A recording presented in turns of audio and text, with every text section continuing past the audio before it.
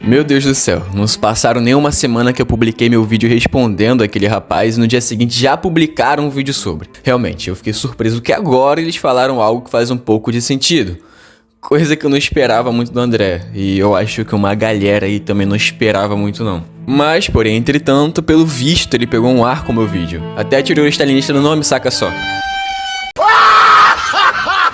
Pelo menos um pingo de coerência ele teve. Continuar apoiando o Zói Bigode depois de ver o que ele fez com os próprios camaradas é de fazer as pessoas repensarem sobre seu caráter. E eu acho que não é o que o amigo quer aí. Também me surpreendeu deles falarem que não foi uma resposta ao meu vídeo, sendo que o próprio mano aí disse que prepararia um material especificamente pra mim. Isso aí não me chateou não, só fez eu perder meu tempo. A decepção foi grande quando eu vi que um vídeo de quase meia hora foi respondido com 1 minuto e meio. E olha que eu ainda tinha um trabalhinho pra encurtar ele, mas já que eles foram corajosos o suficiente de publicar algo do tipo, eu tô aqui pra fazer umas correções e esclarecimentos que os rapazes aí não fizeram trabalho de fazer. Começando pelo primeiro problemão aí, o rapaz começa dizendo que não foi um genocídio. O Holodomor não foi um genocídio do povo ucraniano.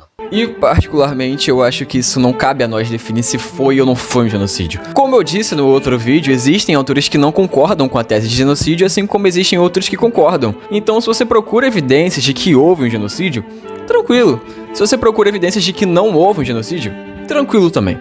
Particularmente, eu vejo alguns problemas nas interpretações de alguns autores na questão do genocídio. Os argumentos atuais são bem mais sofisticados. Então, na minha visão, tratar a fome como sendo criada para matar simplifica muito o debate, assim como Tauger faz em apontar fatores naturais como sendo determinantes. Mas isso ainda é um debate acadêmico, e acho que se os maiorais ainda estão debatendo sobre essa questão e não chegaram no consenso, seria objetivamente errado fazer uma afirmação tão séria dessa forma. Então, em partes, eles estão certos, mas não é quase nada de diferente do que eu disse. Mas acreditem ou não, eles ainda continuam com o show de simplificações. Deve ser muito bom estudar com eles. Tudo fica tão resumido e fácil, mas pros que acharam que a explicação deles foi bem merda é porque foi mesmo. E é por isso que eu tô aqui de novo. O que é uma merda que sobra mais trabalho pra mim nessa porra. Filha da puta! Ele começa dizendo que o autor mais utilizado pra sustentar essa falácia é o Robert Conquest. Sim, essa informação seria muito interessante lá nos anos 80. Mas vale lembrar que nós não estamos na década de 80 e muito menos na Guerra Fria, o que significa que muita coisa nos estudos sobre o Holodomor mudaram. Para resumir bem, a interpretação antes da retirada dos arquivos era de que os soviéticos causaram aquela fome com uma intenção de matar. E o Conquest vai nessa linha em seu clássico The Harvest of Sorrow. Mas no pós-abertura dos arquivos, quando os estudos novos foram surgindo e uma nova interpretação foi se criando, isso foi deixado de lado. E sabe quem também mudou de posição? Aqui na página 14 do prefácio dos Anos da Fome, os professores nos dão um spoiler de quem possa ter mudado de opinião. Em resposta à primeira edição do nosso livro, Robert Conquest, o defensor mais citado da visão de que a fome foi causada pelo homem, esclareceu sua posição sobre o assunto e afirmou claramente que, embora pense que a fome foi causada pelos bolcheviques, que se envolveram em medidas criminosamente terroristas, ele, no entanto, não acredita que tenha sido conscientemente intencional. Ou seja, o próprio Conquest, além de ter autorizado e revisado o livro de um dos maiores especialistas sobre o assunto, também avaliou sua posição sobre a fome. Então, por mais que alguns tentem invocar a interpretação antiga de Conquest, ele não é mais apoiado para defender essa questão do genocídio, pelo menos desde 1990. Se os parceiros tivessem lido pelo menos o prefácio do livro, saberiam disso. Ele também aborda isso na palestra que eu citei no meu vídeo. Uma parada que eu também achei muito irônica foi eles mudarem a retórica de propaganda nazista para não foi um genocídio, como se isso justificasse o terror que a Grande Fome foi. Citaram Davis, Witchcroft, Cocktin, Tauger, que sim, tem boas avaliações e argumentos que validam sua visão sobre a intencionalidade genocida. Mas sabe o que Davis, Witchcroft, Stephen Cocktin têm em comum? Todos eles não concordam com essa visão de Tauger de que o clima foi o principal fator em causar a fome. E sabe quais foram os principais fatores que os amigos citaram no seu vídeo? Crises climáticas. Então, nesse caso, vale dizer que Croft e Robert Davis desmentem isso ao longo do tempo. Eu disse isso no meu outro vídeo e recomendei que vissem os debates do Witchcroft e Tauger sobre o assunto em questão. Tanto na versão revisitada do livro, quanto em artigos, os autores reconhecem a baixa colheita de 32, mas ainda sugerem que esses números não são tão baixos como Tauger afirma. Deixam claro que foi um fator determinante em agravar a fome, mas não enxergam como um principal fator. Eles abordam sobre a questão da epidemia de ferrugem, concluindo que Tauger também superestima sua importância. Mas vamos começar com os estudos especializados. Aqui nas páginas 131 e 32 dos Anos da Fome, os autores comentam brevemente sobre a colheita e na nota de rodapé eles falam sobre o Marquinho em questão. Mark Tauger chamou a atenção para a epidemia de ferrugem e sua disseminação a partir da Europa Oriental. Em nossa opinião, no entanto, ele exagera sua importância. Ele cita estimativas soviéticas de perda por ferrugem em carvão desencadearam outra doença significativa, totalizando 8,9 milhões de toneladas. Mas não as relaciona a colheita na raiz, da qual deveriam ser deduzidos, mas a colheita do celeiro. Ele também não dá atenção suficiente às perdas normais por ferrugem. De acordo com um agrônomo soviético,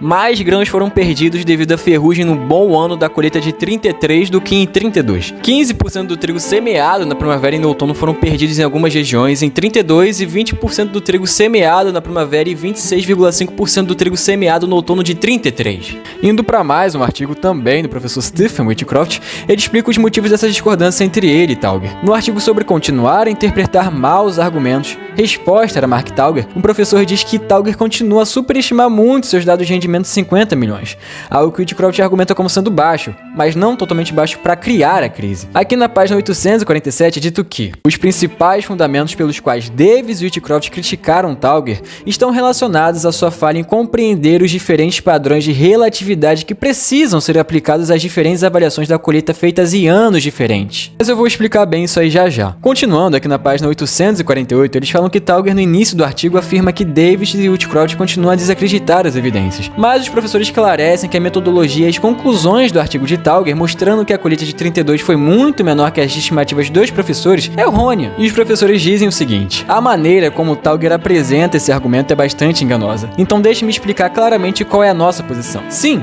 acreditamos que a maneira como o professor Tauger utiliza as evidências é simplista demais, que sua metodologia é falha e que as suas conclusões em geral estão erradas, mas não duvidamos que a colheita de 32 tenha sido muito menor do que os dados oficiais mostravam. E temos argumentado consistentemente desde a década de 70 que esse é o caso. Nossas diferenças com Tauger são muito mais sutis do que ele sugere, e certamente não estamos defendendo os números oficiais. Nossas diferenças dizem respeito ao entendimento sobre os níveis relativos de produção entre anos diferentes, e não se os números oficiais estão certos ou errados. Tauger repetidamente falha em entender a sutileza dos argumentos sérios dos acadêmicos aos quais deseja se opor, e tende a identificar a posição deles como a de outros que são muito mais fáceis de atacar. E aqui na página 850 ele diz que para avaliar a dinâmica da produção agrícola ao longo do tempo, a baixa avaliação não corrigida da colheita de 32 precisa ser comparada com a baixa avaliação não corrigida da colheita de 31. Este era um nível que já era muito baixo para começar, em parte como resultado da seca daquele ano. É também um ano em que sabemos que as avaliações da colheita foram particularmente pouco confiáveis, e em que houve a tendência extrema em exagerar o nível de produção. Parece altamente provável que a fome tenha sido um fenômeno complexo resultante de um conjunto de fatores com 2 anos de colheita baixa, em vez de apenas colheita criticamente baixa de 32 como Tauger alega. Então, o que o professor está dizendo aqui é que ele não nega que a colheita possa ter sido baixa, mas a forma que Tauger faz essa comparação não faz sentido. Tauger compara o dado corrigido com o dado não corrigido, algo que pode superestimar muito as estimativas de Tauger, levando em consideração as distorções de 19% que houveram. O professor não descarta isso, mas ele argumenta que não faz sentido comparar com os dados de 31 que já estavam completamente falsificados. Seria mais sensato Tauger comparar com dados crus de 32 com outros dados igualmente crus de 31. Então, se o número real de 31 já era baixo, comparar eles com o de 32 sem entender o viés distorce bastante a conclusão sobre essa queda brusca. E aqui na página 858 do artigo, os professores também abordam essa questão das perdas por ferrugem. O professor Tauger parece chateado por não compartilharmos esta avaliação de seus esforços em todas ou na maioria dessas áreas. Como explicado em meu artigo, Tauger está profundamente desinformado quando pensa que não há registros meteorológicos detalhados e confiáveis para as principais regiões produtoras agrícolas.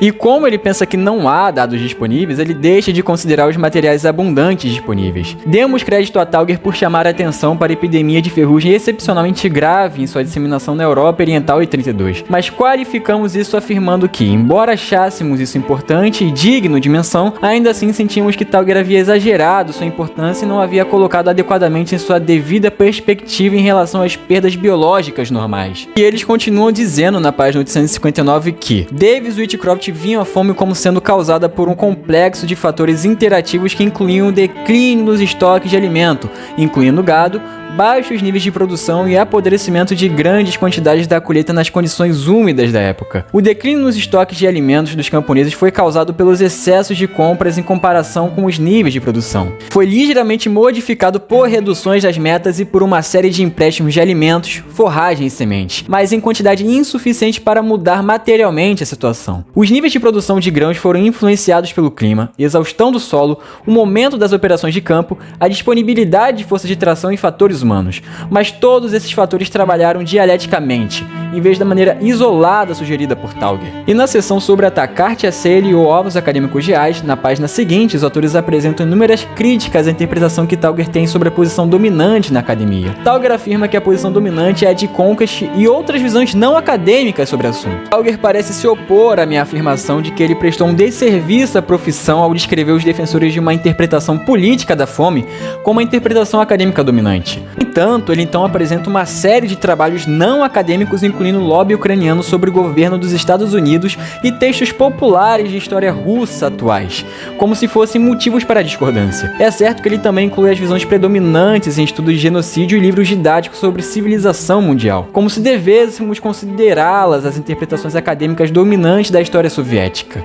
Novamente, ele usa Robert Conquest, mas sem apontar que o próprio parece ter se preocupado com as visões que estavam sendo atribuídas a ele e havia pedido explicitamente ao professor Davis e a mim que deixássemos claro em nosso livro quais eram as visões atuais dele sobre os assuntos. E na conclusão dos autores, eles deixam tudo mais claro. Taugher está errado ao sugerir que os dados Kolkhoz de 1932, como ele os apresenta, indicam uma queda acentuada na produção de 1932. Os números são, sem dúvida, inferiores aos que eram aceitos na época, mas isso é conhecido há vários anos. A questão importante é como a colheita de 1932 se compara com a de 31 em anos anteriores, e Taugher não nos apresenta nada de novo. Taugher também está errado ao sugerir que outros desconhecem as distorções nos dados oficiais de produção e que o nível da colheita de 32 foi muito menor do que o oficialmente alegado. A ênfase exagerada de Taugher na importância de sua descoberta sobre a baixa colheita influenciou sua avaliação geral das causas da fome e das crises da colheita. Fatores naturais, incluindo o clima, foram sem dúvida importantes,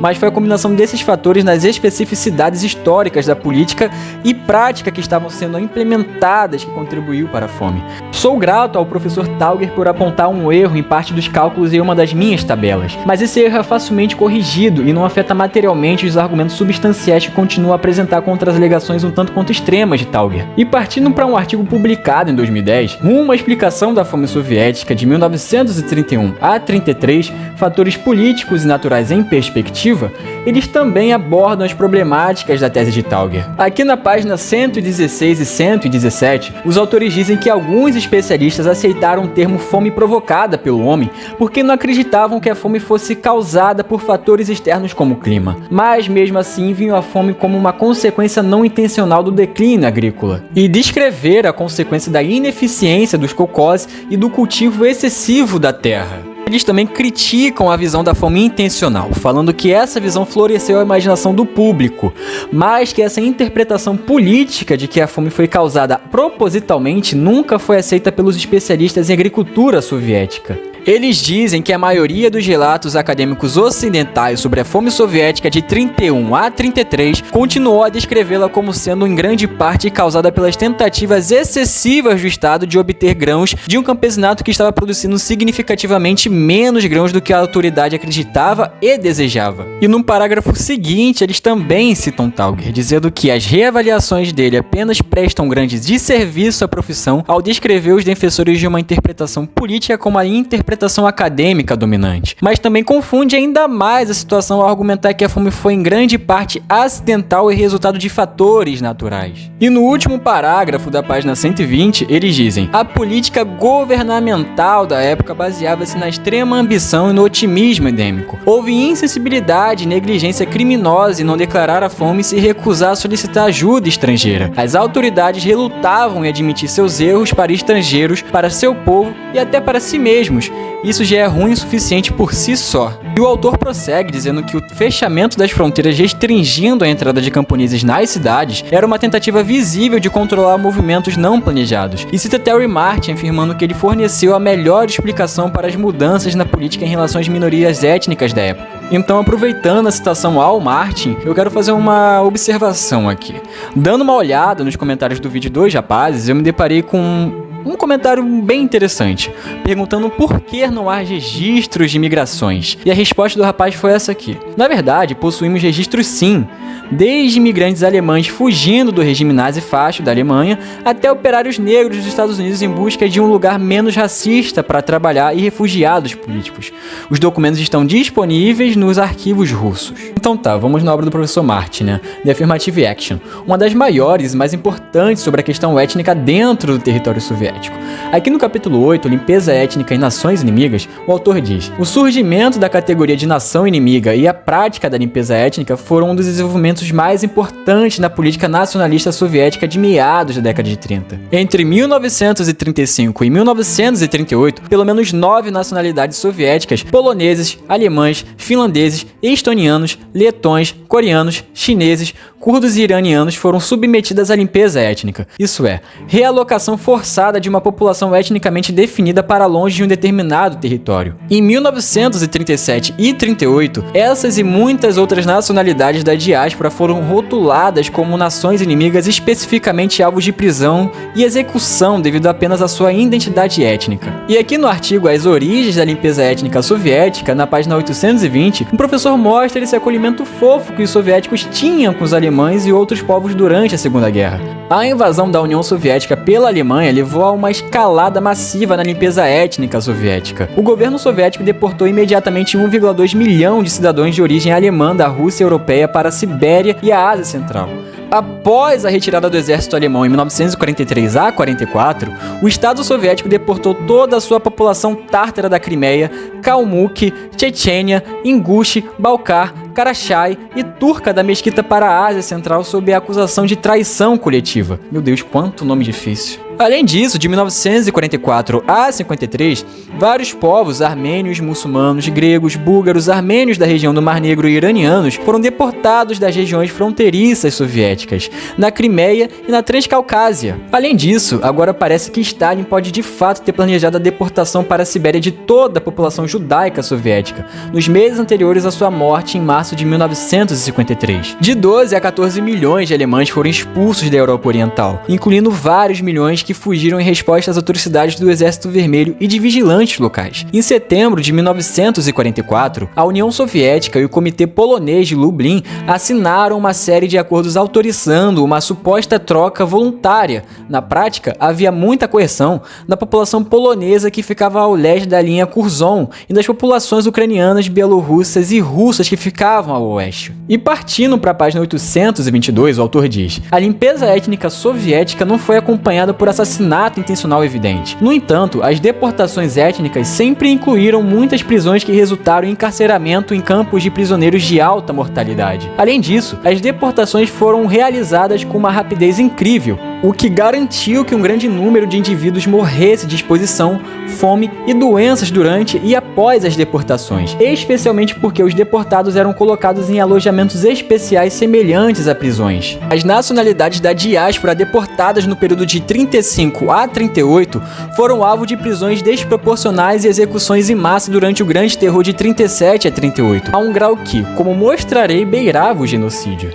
Portanto, como na maioria dos casos de limpeza étnica, a prática soviética incluía níveis substanciais de assassinato intencional. E aqui na nota de rodapé eles dizem algo muito interessante. Eu diria que é bem fundamental para entender o porquê de alguns autores interpretarem a fome ucraniana de 32 a 33 como sendo um genocídio. A limpeza étnica é provavelmente melhor compreendida como ocupando a parte central de um contínuo entre o genocídio de um lado e a imigração étnica não violenta sob pressão do outro. Dado esse contínuo, sempre haverá ambiguidade quanto a quando a limpeza étnica se transforma em genocídio, ou a imigração sob pressão em realocação forçada. Ou seja, o professor entende que limpeza étnica não deve ser vista como um fenômeno totalmente isolado, mas sim como parte de um contínuo, uma espécie de faixa contínua de situações que variam em grau de violência e coerção. Nesse contexto, a limpeza étnica ocupa uma posição intermediária entre dois extremos. De um lado, o genocídio, que é o ato mais extremo e violento caracterizado pela intenção deliberada de exterminar ou total ou parcialmente um grupo étnico, nacional ou religioso. Do outro, a imigração étnica não violenta sob pressão, que ocorre quando um grupo é incentivado ou pressionado a deixar determinado território. mas sem o uso direto de violência. Só entende que, por estar no meio desse contínuo, a limpeza étnica envolve a expulsão de um grupo de uma área com base em sua identidade étnica, utilizando violência, intimidação ou coerção, mas sem necessariamente ter como objetivo explícito a destruição física completa desse grupo. Mas essa posição intermediária também cria zonas cinzentas, digamos assim, porque muitas vezes é difícil estabelecer onde termina a limpeza étnica e começa o genocídio, especialmente quando as condições impostas durante a expulsão levam à morte em massa, ou no outro extremo, quando a pressão para sair se torna tão intensa que a chamada imigração passa a ser de fato uma realocação forçada. Assim, o professor defende que esses conceitos não são rigidamente separados, mas fazem parte de um espectro de práticas que variam de pressão indireta à violência extrema, o que inevitavelmente gera ambiguidade na hora de classificá-los. Ou seja, esses fenômenos, genocídio, limpeza étnica, migração forçada, fazem parte de um aspecto de gravidade, e que na prática as fronteiras entre eles são ambíguas. Agora, voltando para o artigo do professor Stephen Whitcroft, na página 123, ele diz novamente sobre Tauger. Tauger vai ao extremo oposto, argumentando que os fatores objetivos acidentais, exógenos, foram os mais importantes, em vez de admitir que o regime inconscientemente causou a crise por sua política excessiva de compras e negligência nos preparativos para o combate à fome. Tauger argumenta que a fome foi o resultado maior de uma série de desastres naturais. As estimativas de Tauger sobre a importância da ferrugem e do carvão em 1932 foram baseadas nos cálculos do agrônomo soviético Artemov, que de fato estimou uma perda de 7,1 milhões de toneladas de grãos por ferrugem e uma perda de 1,8 milhões de toneladas por carvão. Mas o importante a se perguntar é a perda de quê? Tauger compara essas perdas com o número oficial de colheita de 69,8 milhões de toneladas, que ele trata como um número de rendimento biológico, ou com seu número estimado de rendimento do celeiro, que ele descreve incorretamente como uma estimativa equivocada de 50 milhões de toneladas. Na verdade, essas perdas deveriam estar relacionadas não a essas estimativas de colheita, mas ao potencial máximo de colheita pré-colheita, que era significativamente maior do que os 70 milhões de toneladas que Tauger afirma ser o rendimento biológico. Os números citados por Tauger como demonstrando perdas extraordinariamente altas, na verdade parecem bastante baixos. Há uma diferença importante entre o rendimento potencial máximo, excluindo perdas na estação de crescimento anterior à colheita, o rendimento biológico máximo no momento das perdas na colheita, assumindo que não há perdas no processo de colheita, e o rendimento do celeiro, a quantidade realmente colhida após as perdas na colheita. Doenças fúngicas podem de fato ter desempenhado um papel importante na redução da colheita de 32, mas os números que Tauger afirma serem prova decisiva de uma perda catastrófica para o rendimento do celeiro são, na verdade, uma estimativa bastante mínima das perdas normais para o rendimento máximo potencial pré-colheita. Finalmente, vale a pena notar que o principal especialista soviético em ferrugem do trigo, Naumov, fornece evidências de que em várias regiões importantes da Terra Negra, as perdas por ferrugem foram maiores em 33 do que em 32. No entanto, é claro que a colheita de 33 foi uma melhoria significativa em relação às colheitas anteriores. Isso também deve nos fazer resistir a dar muita ênfase à importância crítica na importância da ferrugem do trigo gerada externamente como fator casual da fome de 32 a 33. Então, nesse trecho que ele pegou aqui do artigo Afastamento de Explicações Econômicas para as Fomes Soviéticas, é apenas uma correção à Apple por superestimar as colheitas, como se houvesse uma solução simples na resolução do problema, algo que notavelmente não era. Então, tomar esse pequeno trecho como uma concordância absoluta de Whitcroft com relação ao clima ser o fator determinante da crise não é só errado, como também soa como uma falsificação, confundindo ainda mais as pesquisas sobre as causas da fome. Então, para enterrar isso de vez, vamos partir para um dos eruditos no assunto, Viktor Kondrashin. Em sua obra Fome de 1932 a 33, A Tragédia da Aldeia Russa, ele também discorda que a fome foi causada por fatores climáticos, e aqui na página 370 ele diz: a fome de 1932 a 33 foi um resultado da política anticamponesa de coletivização forçada e aquisição de grãos, implementada pela liderança de Stalin para resolver o problema da industrialização forçada do país. O principal objetivo do plano em fazendas coletivas era a obtenção de grãos comercializáveis, fornecendo-os para o Estado independentemente dos interesses de seus produtores diretos. Em 1930 e 31, desconsiderando a difícil situação organizacional e econômica das fazendas coletivas, a liderança de Stalin fez de tudo para extrair delas nelas o máximo de grãos possível. A principal lição foi que o Estado via as fazendas coletivas apenas como uma fonte de produção. Pela primeira vez na história da Rússia, em 1932 a 33, a fome não foi causada por causas naturais. Em 1932, nas regiões produtoras de grãos do país, incluindo as regiões do Volga, Don e Kuban, não houve seca semelhante em intensidade e alcance às secas do século XIX e da primeira metade do século XX, o que levou à destruição generalizada das plantações. A quebra de safra foi de natureza local. Se o nível de tecnologia agrícola existente nas regiões tivesse sido mantido, não teria havido uma quebra maciça de safra de grãos. Portanto, as causas da fome foram determinadas não pela vontade de Deus, mas pela vontade humana, a política agrária do regime stalinista. Em 1932, a colheita foi mediana em comparação com os anos anteriores e suficiente para evitar uma fome generalizada, mas não foi possível colhê-la a tempo e sem perdas. O enorme déficit de grãos após o fim da colheita e a campanha de aquisição de grãos de 32 não se deveu às condições climáticas em si, mas uma combinação de circunstâncias objetivas e subjetivas. E essa, rapazes, é a posição mais aceita dentro dos estudos da fome. Porra! Mas sabe quais são as conclusões que os camaradas aí tiraram depois de supostamente ler essa literatura densa? Que o principal fator em causar a fome, além do clima, foi a resistência camponesa. O historiador Mark Tauger viu o Holodomor como uma fome por causas naturais, e que ele não atribui nem a Stalin nem às políticas de Stalin, mas que a fome era inevitável por causa da mal colheita e da escassez de alimentos de 1931, causada pelos kulaks, pela pandemia de tifo e pelas mudanças climáticas extremas. Voltando pro artigo do professor Whitcroft, indo pra página 127, ele argumenta como a resistência camponesa foi algo irrelevante em causar a crise.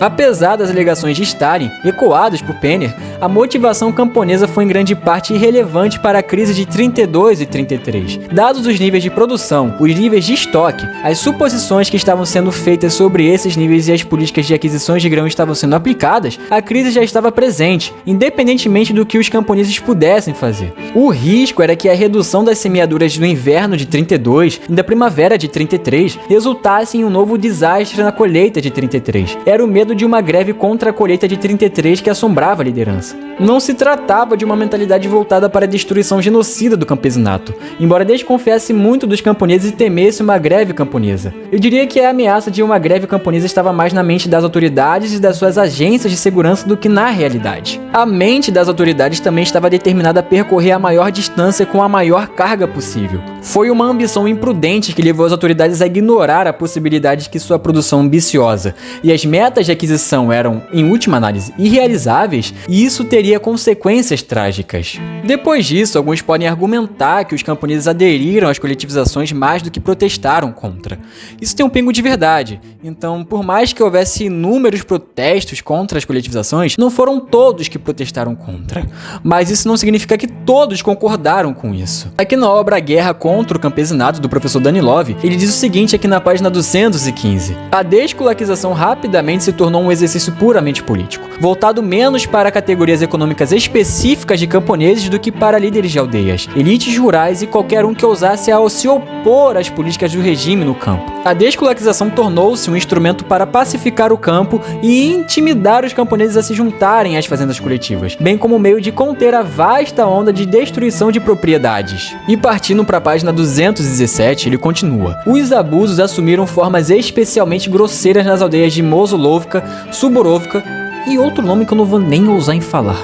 O trabalho organizacional de coletivização começou com prisões. Para justificar essas prisões, foram criados relatórios fictícios sobre interrupções e reuniões. Os relatórios foram assinados sob coação e pessoas que não estavam presentes nas reuniões foram presas. Posteriormente foi anunciado: viemos construir uma fazenda coletiva e colocaremos quem for contra a fazenda coletiva no caminho para a lua. E assim por diante.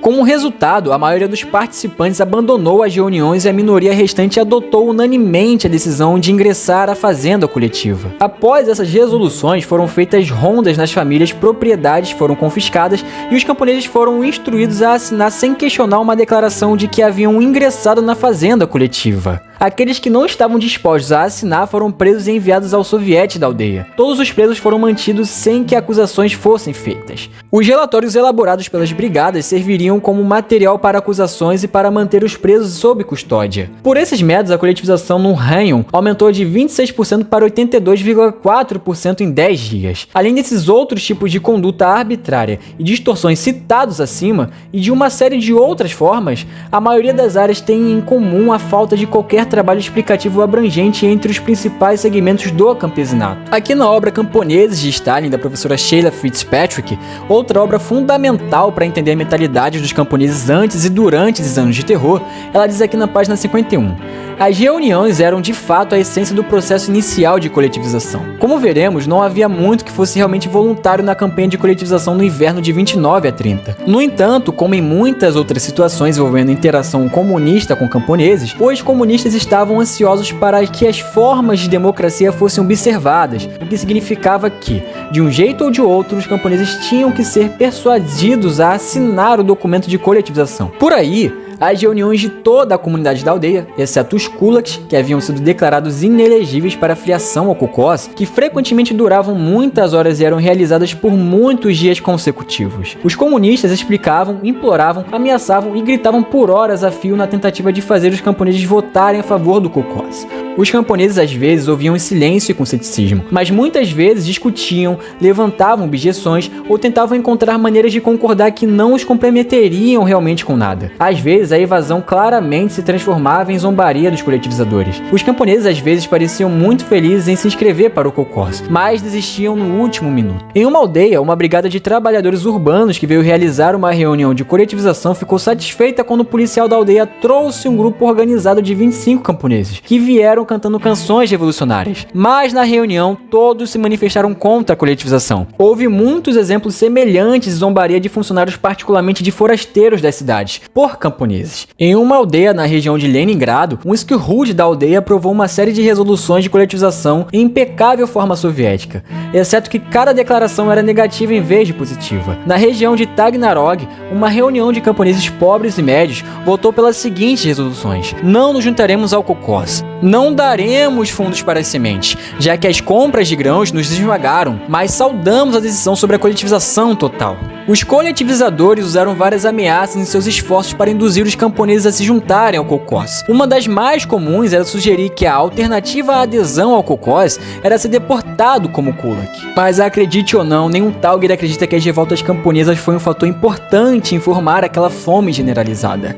Aqui em sua obra clássica, Desastres Naturais e Ações Humanas, na página 26, ele diz o seguinte aqui, ó: a resistência camponesa e a falta de vontade de trabalhar nas fazendas coletivas são temas fundamentais nas discussões sobre a fome e a agricultura soviética em geral. Relatos de memórias lembram que as autoridades locais atribuíam a fome à falta de vontade dos camponeses de trabalhar. Documentos de arquivos e fontes publicadas descrevem os camponeses que se recusaram a trabalhar ou trabalharam lentamente. Minha pesquisa sobre as políticas trabalhistas agrícolas soviéticas e as práticas camponesas reais e minha leitura dessa literatura, no entanto, me tornaram cético em relação ao argumento da resistência trabalhista como uma causa exclusiva, ou mesmo dominante das baixas colheitas e da fome no início da década de 30. Primeiro, embora alguns camponeses, como discuto abaixo, estivessem tão ressentidos com a coletivização e as compras públicas que tentaram sabotar as fazendas, para que a resistência camponesa fosse o suficiente para causar a baixa colheita de 32, um número extremamente grande de camponeses teria que agir dessa maneira, ou seja, evitar o trabalho e tentar destruir a colheita. Também vale a pena apresentar a biografia de Stalin, escrita por Stephen Kotkin, e ver como ele via a fantasia kulak no imaginário soviético, já que eles também citaram ele. Aqui na página 113 ele questiona quem precisamente era um kulak. Um dono de 3 vacas? 4 vacas? Os critérios podiam ser obscuros, mas cotas impostas centralmente forçavam resposta.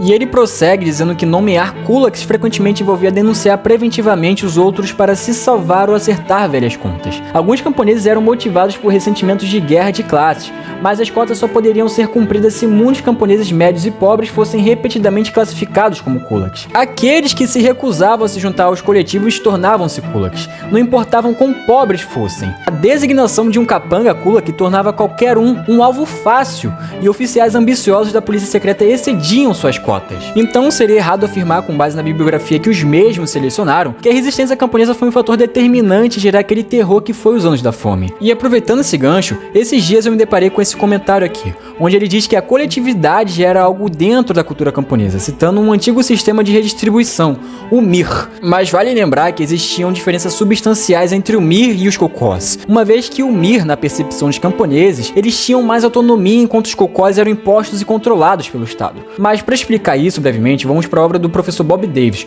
o Ofensiva Socialista, e ver o que ele diz aqui na página 53. No entanto, o regime não conseguiu, durante a década de 20, estabelecer nas próprias aldeias uma organização partidária soviética capaz de atuar como um contrapeso eficaz ao MIR. Células do partido, como vimos, não existiam na maioria das aldeias, e apesar dos esforços consideráveis, o soviete da aldeia permaneceu uma organização fraca, com menos influência sobre os camponeses do que o MIR, e com pequenos poderes financeiros. Mesmo em 1929 e 30, menos da metade dos sovietes de aldeia tinham seu próprio orçamento. O restante dependia do distrito para seus fundos. Culturalmente também, a influência do regime soviético no campo era fraca. Jornais e periódicos foram enviados ao campo em quantidades crescentes na década de 20, e grandes esforços foram feitos para adaptá-los aos interesses e à compreensão. E aqui na página 4 de outra obra fundamental do professor Bob Davis, A Fazenda Coletiva Soviética, ele diz que, na véspera da coletivização, o poder soviético nas aldeias era fraco e ineficaz, afirmando que a filiação ao partido era pequena e que os membros do partido frequentemente não eram confiáveis. E ele termina dizendo: o soviete da aldeia inspirava menos respeito e tinha menos influência sobre os camponeses do que o MIR, as agências tradicionais de autogoverno camponês. E aqui na página 8 ele continua dizendo: a grande maioria dos camponeses não simpatizava com as novas políticas da liderança do partido. A extensão do controle estatal sobre a agricultura em 1929 e 30, portanto, exigiu a invasão do campo por um grande número de plenipotenciários temporários e brigadas das cidades, apoiados conforme necessário pela milícia do exército e pela UGPU. E na conclusão do professor Bob Davis, em Ofensiva Socialista, aqui na página 412, ele diz: o padrão tradicional da agricultura camponesa e a organização camponesa tradicional foram em grande parte destruídos. Mesmo nas principais regiões com excedentes de grãos, exceto o Cáucaso do Norte, as famílias camponesas individuais ainda representavam mais de 60% do total, mas agora tinham muito menos terra para cultivar, e essa terra era frequentemente localizada de forma inconveniente nos arredores da aldeia, e sua qualidade era abaixo da média. O MIR e a instituição do ancião eleito da aldeia deixaram de existir ou foram bastante enfraquecidos em toda a União Soviética. A destruição da comunidade tradicional da aldeia foi acompanhada por um fortalecimento considerável do poder soviético dentro da aldeia. A autoridade do soviete da aldeia foi reforçada, e ele foi vinculado a mais autoridades centrais, limpando-o de membros não confiáveis. Um influxo substancial de membros confiáveis do partido para os kolkhozes, vindo das cidades, também fortaleceu muito o controle sobre a aldeia pelas autoridades centrais. Então, em partes, o comentário do rapaz aí tá certo. Ele não tá errado em dizer que já havia práticas de redistribuição de terra antes do sistema de fazendas coletivas, mas falhou em dizer que elas foram aceitas voluntariamente em grande parte. E o estudo aqui não deixa dúvidas. O sistema de fazendas coletivas ferraram com toda a cultura do campesinato, porque além de transformarem terras produtivas em uma arma do Estado para punir mais um do que outros, fomentaram o ressentimento de camponeses um com os outros. Aqui na página 14 da obra da professora Sheila, é dito que a coletivização piorou a situação econômica da maioria dos camponeses, e assim intensificou a sua tendência crônica de invejar seus vizinhos. A descolaquização, que vitimizou alguns camponeses e permitiu que outros lucrassem com seu infortúnio, aumentou enormemente a soma das queixas da aldeia, além de remover seus líderes atuais. A liquidação do MIR certamente enfraqueceu a capacidade da comunidade da aldeia de disciplinar seus membros e controlar as disputas, pelo menos até quando o kolkhoz solidificasse sua posição como sucessor do MIR. O princípio coletivo formalmente incorporado da estrutura do kolkhoz parecia não ter nenhuma ressonância com os camponeses da Rússia, apesar do legado do comunalismo. Os camponeses nunca admitiram que eram, de alguma forma, coproprietários das terras e propriedades do kolkhoz. Eles faziam questão de se descrever como uma mera força de trabalho, labutando nos campos do kolkhoz para benefício de outra pessoa. Então, dado todo o contexto, eu acho que é bem provável que os rapazes vão continuar concordando que crises climáticas foi a causa determinante em gerar esse cataclisma. Agora eu vou partir para algo que eu não fiz no meu primeiro vídeo, mas acho que é essencial para o debate atual. Para resumir, eu vou fazer algo que os rapazes aí não fizeram. Eu acho que se os manos não ficassem selecionando suas fontes a dedo para tentarem justificar sua posição de stalinistas ou apologistas do regime, veriam como o debate é complexo e até enxergariam as motivações por trás de interpretações mais nacionais da fome. E eu duvido muito que eles leram o que citaram. Quer ver só? Quando eu estava fazendo um planejamento dessa minha resposta, o André me enviou algumas mensagens e nelas ele falou umas paradas bem esquisitas. Então, ele questionou por que a pressão estatal viria de Stalin, sendo que a Ucrânia era um país independente, algo que não era, e todo mundo sabe. Ele continuou afirmando que era e me mandou um link do Museu do Holodomor para me provar que a Ucrânia era independente. Então vamos seguir a fonte do amigo aí e ver o que diz na página. Aqui ó, já achamos a parte do trecho que ele me mandou. Justo. Mas acho que pra gente obter uma informação nós precisamos ler, não é? Ficar pegando trechos picotados dificulta muito a compreensão de qualquer assunto, então acho bem válido eu mostrar a parte que o camarada escolheu ou simplesmente não leu. Mas não precisamos ir muito longe não, só que é só no parágrafo seguinte. No início do século XX, o Estado ucraniano independente durou apenas alguns anos, enfrentando constantes invasões e inferências externas nos assuntos internos do país. Nunca conseguiu construir e fortalecer de forma construtiva as bases de sua independência no mundo. Após a terceira ocupação das terras ucranianas, que faziam parte do Império Russo, os bolcheviques russos estabeleceram um regime comunista totalitário pela força e por meio de governos fantoches. Então eu acho que se o amigo não foi capaz de ler um texto tão pequeno desse, eu não imagino ele lendo mais de 100 páginas sobre algo relacionado ao assunto. Mas eu entendo ele. É muito mais fácil pegar resuminho de site reducionista apologético ou fontes questionáveis de um grupo de estudos aleatório do que checar os estudos dos autores mencionados. E voltando para o que realmente importa, eu vou resumir boa parte da sustentação dessa argumentação étnica em uma palavra só: Piedmont. Que foi? Sabe que porra é essa não, rapaz? Então, um princípio de Piedmont consistia em fortalecer as minorias étnicas para assim elas empurrarem a revolução para regiões fronteiriças.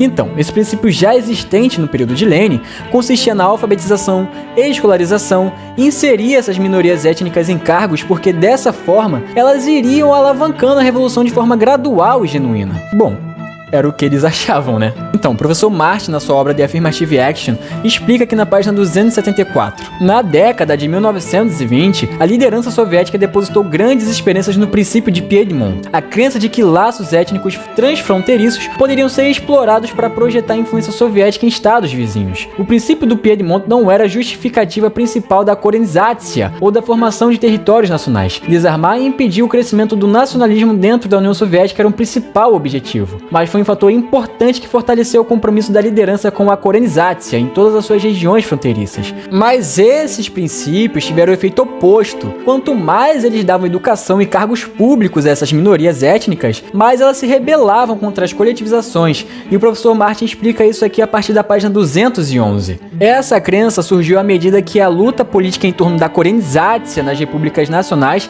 gradualmente convenceu um número crescente de bolcheviques influentes de que a Korenizatsiya estava exacerbando em vez de impedir o crescimento do nacionalismo. Vários fatores convergiram para fomentar essa crença. Primeiro, a persistência da política de identidade nacional. Segundo, a crescente preocupação com a influência dos Zmenovekovtsi nacionais.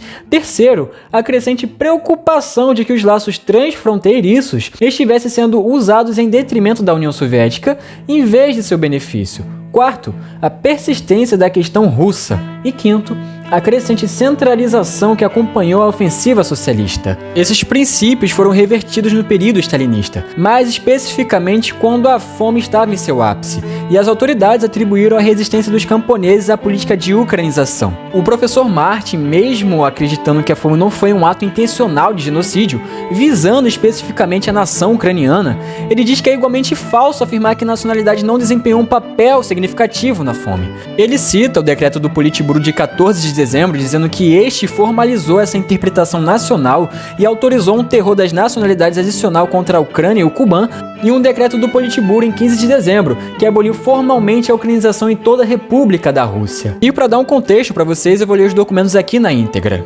Resolução número 35 sobre a aquisição de grãos na Ucrânia, no Cáucaso do Norte e no Oblast Ocidental. Aqui na cláusula 6 está escrito que o Comitê Central e o Comissário do Povo apontam que, em vez da correta implementação bolchevique da política de nacionalidade, a ucranização foi realizada mecanicamente em diversas regiões da Ucrânia, sem levar em consideração as peculiaridades de cada região e sem a seleção meticulosa de quadros bolcheviques. Isso facilitou a criação de fachadas ilegais e células de organizações contra-revolucionárias por elementos nacionalistas burgueses. E para acabar com essa suposta resistência kulak burguesa, eles propõem o seguinte, propor que o Comitê Central e o Sovnacom da Ucrânia prestem séria atenção à implementação adequada da ucranização, eliminem sua implementação mecânica, expulsem nacionalistas burgueses das organizações do partido e do governo, selecione e treine meticulosamente os quadros bolcheviques ucranianos e garantam a gestão e a supervisão do partido sobre a ucranização regularmente. Mudar imediatamente o idioma usado nos escritórios das entidades soviéticas e cooperativas, bem como em todos os jornais e revistas nas regiões ucranianas e no Cáucaso do Norte,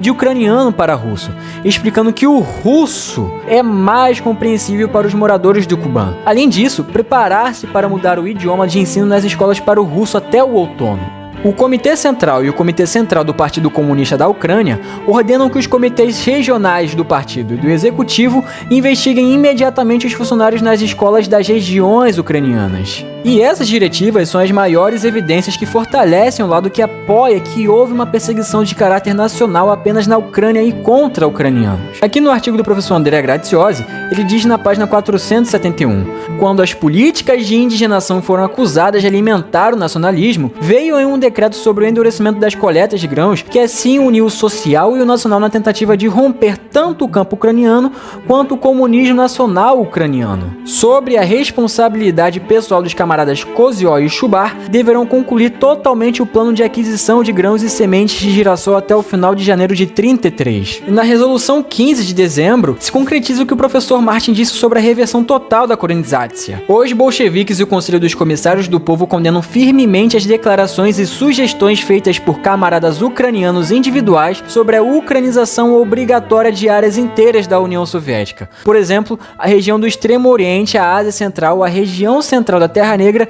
e assim por diante. Declarações dessa natureza apenas favorecem os elementos nacionalistas burgueses que, após ser expulsos da Ucrânia como elementos maliciosos, emergiram em áreas recém-ucranizadas e continuam seu trabalho perverso. Ao autorizar os comitês regionais do partido e executivos, os comitês regionais do partido e executivos do Oblast, da Terra Negra Central, o Comitê Regional do Partido Kazakh e o Conselho Regional dos Comissários do Povo, a descontinuar imediatamente a ucranização em suas regiões e imprimir todos os jornais ucranizados, materiais impressos e publicações em língua russa e, até o outono de 33, preparar a introdução do ensino médio escolar da língua russa. Partindo para o livro do professor Norman Naimark, um dos que apoiam a tese de genocídio, ele diz o seguinte na página 59. A União Soviética continuou a exportar grãos em quantidades substanciais, cerca de 1,8 milhão de toneladas em 1933, para cumprir suas obrigações no exterior e financiar a industrialização.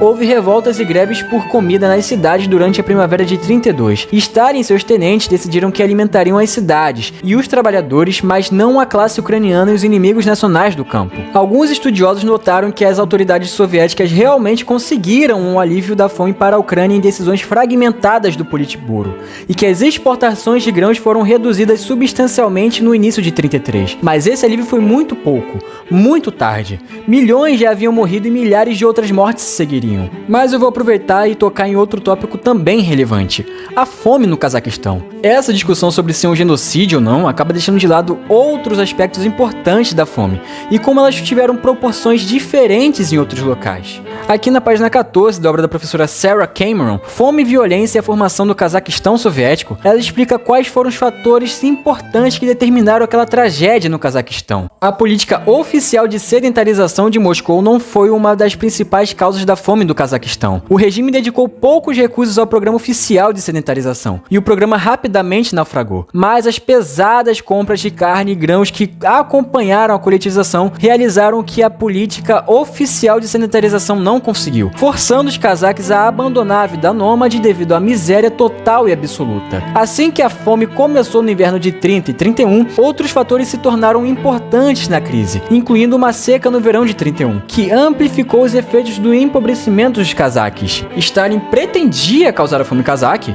É evidente que o objetivo mais amplo do regime era transformar radicalmente os cazaques e o Cazaquistão, com pouca consideração pela tremenda perda de vidas no processo. Especialistas agrícolas soviéticos, muitos dos quais seriam posteriormente presos ou fuzilados, alertaram para os riscos de se estabelecer à força os nômades cazaques e expandir a fronteira agrária da república para regiões propensas à seca. Stalin recebeu notícias do sofrimento dos cazaques em vários momentos cruciais. No final da década de 30, com o primeiro surto de fome, em janeiro de 31, com o início da segunda campanha de coletivização e novamente no final de 32, durante o auge da crise dos refugiados cazaque. O professor Naimark faz um breve comentário sobre a fome no Cazaquistão aqui na página 60. No trágico caso do Cazaquistão, com sua extensa população nômade, base agrícola seminômade, as condições de fome ainda eram muito mais severas do que na Ucrânia. O número de mortes atribuíveis à fome foi de 1,45 milhão,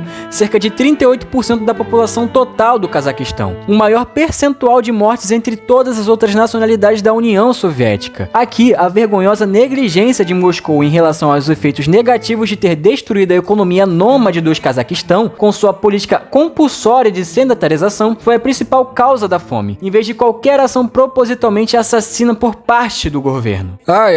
Acho que já tá bom. Meu objetivo com esse vídeo, além de responder os dois rapazes, foi uma forma de mostrar a complexidade do assunto e trazer luz a outros não tão comentados, como a fome no Cazaquistão. Entender esse fenômeno não é apenas ficar de discussão se foi um genocídio ou não, é mostrar a brutalidade que foi aquele regime e como seus planos foram responsáveis por uma das maiores catástrofes humanitárias do século XX. Eu vejo tanta gente discutindo sobre isso, mas nunca vi ninguém comentando as nuances dessa tragédia no Cazaquistão. Engraçado, né? Além de analisar o assunto de forma crítica, devemos considerar os pontos pertinentes de ambos os lados do debate. E principalmente ter respeito pelas milhões de vidas que foram ceifadas por essas políticas negligentes e criminosas. Aos stalinistas que não reconhecem o genocídio apenas para justificar sua posição de chupa-bolas do regime paranoico, tá tudo bem, ora. De acordo com toda a literatura que eu apresentei aqui, houve limpeza étnica, terror de nacionalidade, perseguições em massa, exigências irrealistas de um campesinato que produzia relativamente pouco com relação às cotas impostas, destruição da cultura camponesa, falsificação para esconder essa catástrofe, inúmeras deportações que mataram milhões, mas ok, não foi um genocídio. E para encerrar essa minha resposta, eu quero citar uma passagem do professor Kondrashin no seu artigo O Efeito da Coletivização no Destino da Rússia do século XX. Este foi um resultado natural de um sistema que surgiu contra a vontade dos camponeses, baseado na coerção,